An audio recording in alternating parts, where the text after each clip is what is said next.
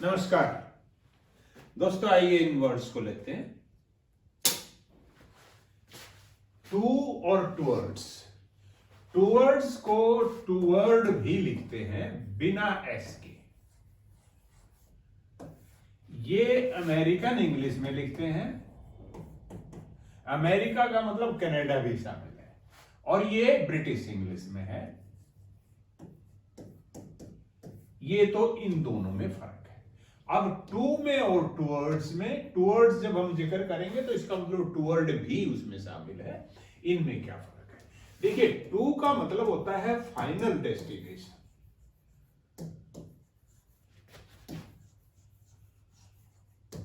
या and point.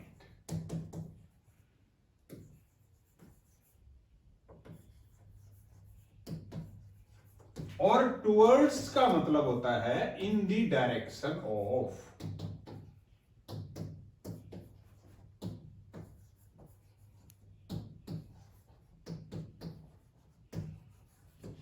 जब आप कहें कि Ravi has gone towards his school, Ravi has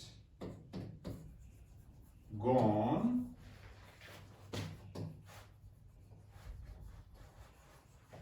towards his school, इसका मतलब है रवि अपने स्कूल की डायरेक्शन में गया है। फॉर एग्जाम्पल, संडे हो, छुट्टी का दिन है, और किसी ने देखा कि रवि कहां गया, दूसरे ने, देखने वाले ने बताया कि वो स्कूल की तरफ गया है, स्कूल की दिशा में गया है, तो वहां पर हम कहेंगे टूवर्ड्स। और अगर कहें कि वो स्कूल में गया है, यानी उसका जो जाने का फाइनल डेस्टिनेशन है, जहां उसको जाना है, जो एंड पॉइंट है, जो गंतव्य है, वो स्कूल है, तब हम कहेंगे Ravi has gone to school. फिर हम इसको, वर्ड्स को हटा देंगे, Ravi has gone to his school. ये इन दोनों में फर्क है। अब देखिए इनका ओरिजिन देखिए।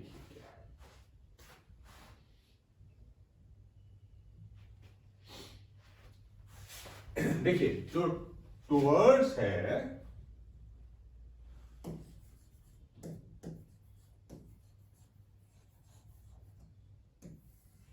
ये दो शब्दों से मिलकर बना है। टू प्लस, ये एक ओल्ड इंग्लिश में, जो पुराने जमाने में अंग्रेजी लिखते थे, उसमें ये एक शब्द था, और इसका बाद में ये बन गया। और इसके जो बहुत सारे शब्द, बहुत सारे अर्थ हैं इस वर्ड के, उनमें से एक अर्थ है direction. Toward in the direction of. जैसे ये भी वर्ड आपने सुने होंगे, डाउनवर्ड्स,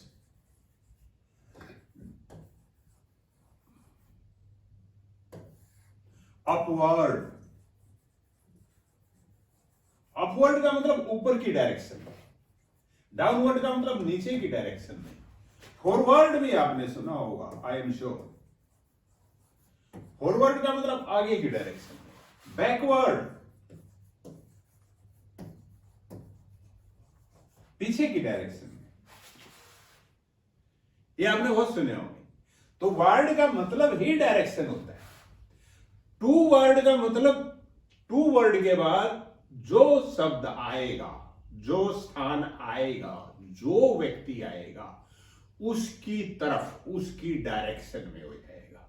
जैसे he has gone toward his school, वो अपने स्कूल की तरफ गया है। मैं इसके जो एग्जाम्पल्स दो चार और डेफिनेशन जो आपको बता रहा हूं, ये डिस्क्रिप्शन में भी आपको मिलेगी, वहां से आप देख सकते हैं। पर फिलहाल मैंने समझाने के लिए आपको बताया कि टूवर्ड्स का मतलब है इन द डायरेक्शन ऑफ, और टूवर्ड्स में टूवर्ड भी शामिल है। और टू का मतलब है फाइनल पॉइंट। जब आपको पूरा भरोसा हो कि वो कोई व्यक्ति कहां गया है, कहां गया है या कहां जाना था, उसके दिमाग में क्या था, तो आप टू कहेंगे।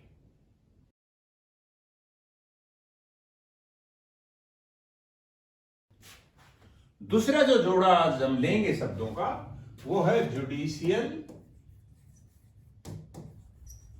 और judicious.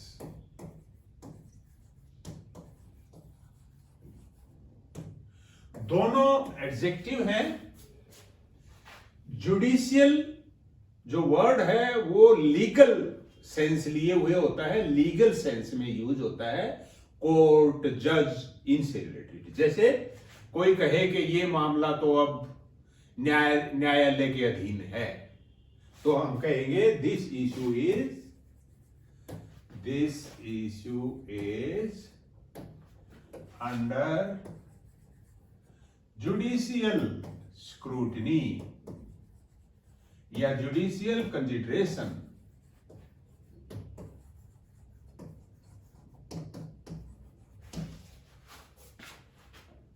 All constitutional amendments are subject to judicial review। आपको पता ही होगा, आप कॉन्स्टिट्यूशन के बारे में पढ़ते हैं कि कॉन्स्टिट्यूशन में ही अमेंडमेंट कर दिया गया था कि कोई भी जो कॉन्स्टिट्यूशन में अमेंडमेंट होगा वो उसको किसी भी कोर्ट ऑफ लॉ में चैलेंज नहीं किया जा सकता।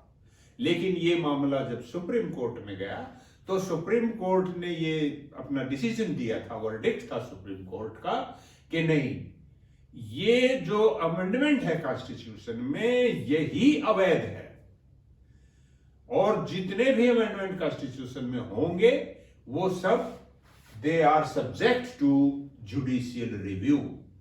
तो वो जो अमेंडमेंट कॉन्स्टिट्यूशन में किया गया था वो अब तक भी कॉन्स्टिट्यूशन में लिखा हुआ है, टेक्स्ट में मिलेगा जब आप कॉन्स्टिट्यूशन का टेक्स्ट पढ़ोगे, लेकिन नीचे एक फुट नोट होगा जिसमें लिखा होगा कि this has been struck down by supreme court vide order by verdict this and this, ऐसा लिखा हुआ है उसमें।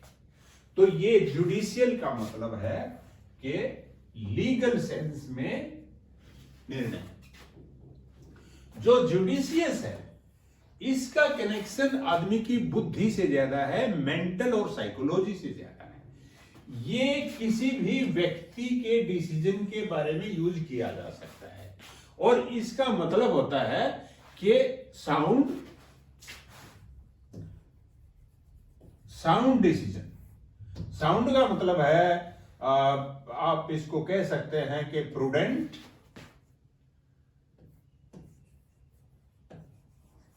अगर ये वर्ड आपने सुना है तो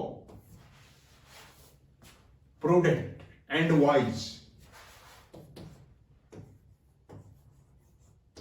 जो प्रैक्टिकल भी हो और बुद्धिमत्ता से भरा हुआ हो, ऐसी चीज वो साउंड है। और साउंड के लिए दूसरा शब्द है judicious.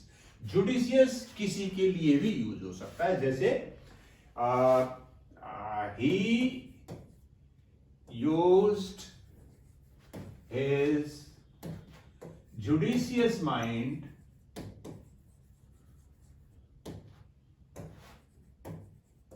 and forgot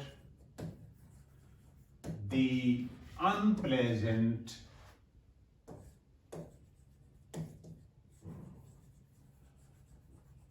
events of the past।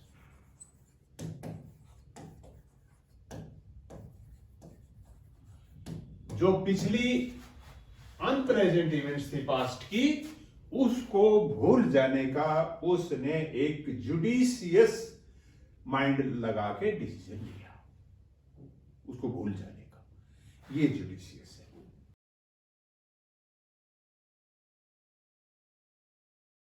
इसके भी आपको डिस्क्रिप्शन में मिल जाएंगे डेफिनेशन और सेंटेंसेस। तो बताइएगा कैसा लगा। थैंक यू, नमस्कार।